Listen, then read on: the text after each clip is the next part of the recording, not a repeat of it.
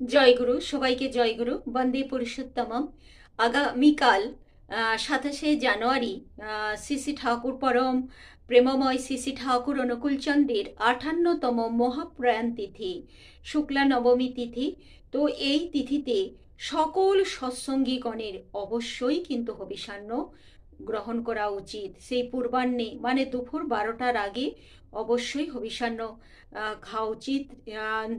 এবং এই দিন কোনো মানে বৃথা কোনো কথা বলা, আলাপ আলোচনা করা, কোনো কিছুই করা উচিত নয়। এই দিন শ্রী শ্রী ঠাকুর তিনি নরদেহ ত্যাগ করে, সেই ইহলোক ত্যাগ করে, তিনি তিনি তো সেই আমাদের কাছে আমাদের গুরু।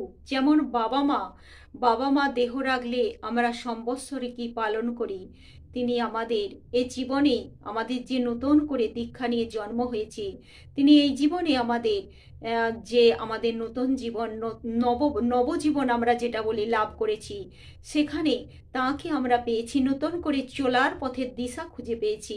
তাই তিনি যেদিন দেহ রেখেছেন সে দিনটা আমাদের সেইভাবেই পালন করা উচিত। এ দিনটা বড় দুঃখের দিন, বড় কষ্টের দিন, বড় যন্ত্রণার দিন, বিশেষ করে যারা আমার প্রিয় পরমকে একদিন তার সঙ্গ করেছেন, দর্শন করেছেন। তো এই দিন নাম ধ্যান পরায়ণ হয়ে থাকা উচিত।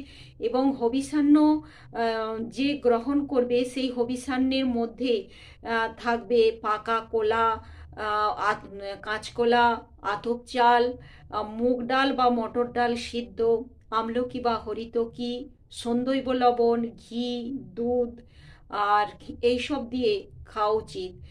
কারণ আমলকি বা হরিতকি এগুলো দেয়া হয় কারণ হচ্ছে এগুলো একটা ত্রিফলার একটা অংশ হলেও এই যে শ্রী শ্রী ঠাকুর বলছেন কিছু খারাপ কিছু থাকলে তার উল্টোটা দিয়ে দিতে হয়। যেমন এমনিতে আতপ চালের আমরা জানি একটু পায়খানা শক্ত করে কোষ্ঠকাঠিন্যের সৃষ্টি করে, সেই জন্য শ্রী শ্রী ঠাকুর বলছেন এর সাথে একটু দুধ খাওয়া লাগে, আর দুধটা খেলে সেটা ভালো হয়। তো যার যে যেমন পারবে এইভাবে গ্রহণ করবে, খাবে। আর শ্রী শ্রী ঠাকুরের এই হবিষান্নে আরও বলা আছে যে সারাদিনে এই একবার দুপুরে পূর্বাহ্নে এইভাবে গ্রহণ করতে হবে। তার পরবর্তী সময়ে কেউ যদি না থাকতে পারে তাহলে ফলমূল খাবে।